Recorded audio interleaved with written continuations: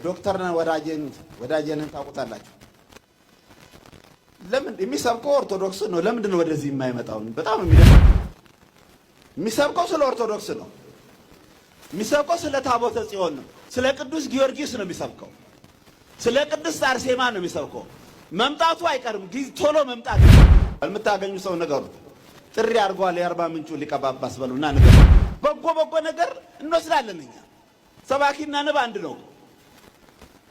በጎ ነገር ነው የተናገረው። 9ኙን የክርስቶስ በዓላት በዝርዝር አስቀምጦ አብራው ያለች ቤተልሔም ደግሞ ጋዜጠኛዋንም አይታችኋታል። የሚገርም ነው። እኛ ስበኩልን አላልናቸውም፣ ስለ ኦርቶዶክስ ንገሩልን አላልናቸውም።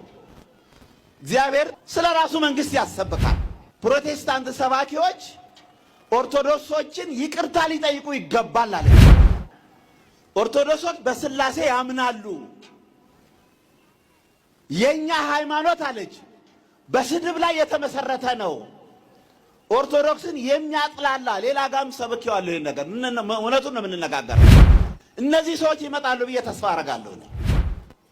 ዝም ብሎ እኮ ሰው አይናገርም። ከመሬት ተነስቶ እዚህ ውስጥ እርሾ ሳይኖረው አይናገርም። ኦርቶዶክሶችን እየሰደብን ነው የመጣ ነው፣ እያጥላላን ድንግል ማርያምን ቅዱሳኑን እያጥላላን ነው የመጣው። የኛ ሃይማኖት የፍየል ቁርጥ ከተማ ውስጥ የሚበሉ የኛ ሰባኪያን ጥሬ የሚቆረጥሙ ገዳም ያሉትን መነኮሳት መንቀፍ አይችሉም ማለት ነው።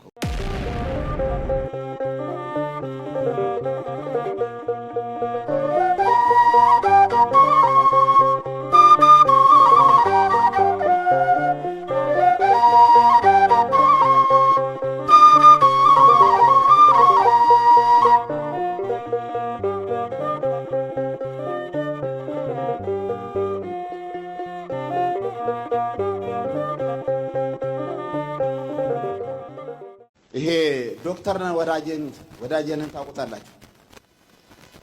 ለምን የሚሰብከው ኦርቶዶክስ ነው? ለምንድን ነው ወደዚህ የማይመጣው? በጣም የሚደንቅ ነው። የሚሰብከው ስለ ኦርቶዶክስ ነው። የሚሰብከው ስለ ታቦተ ጽዮን ነው። ስለ ቅዱስ ጊዮርጊስ ነው የሚሰብከው።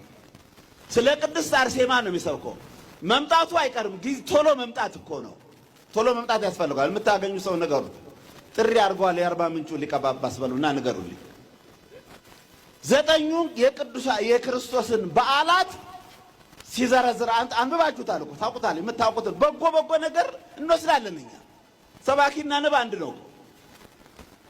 በጎ ነገር ነው የተናገረው። 9ኙን የክርስቶስ በዓላት በዝርዝር አስቀምጦታል።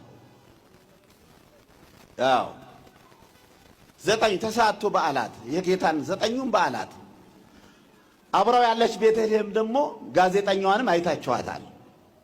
የሚገርም ነው። እኛ ስበኩልን አላልናቸውም፣ ስለ ኦርቶዶክስ ንገሩልን አላልናቸውም። እግዚአብሔር ጠላት አስነስቶ እኮ ስለ ራሱ መንግስት ያሰብካል።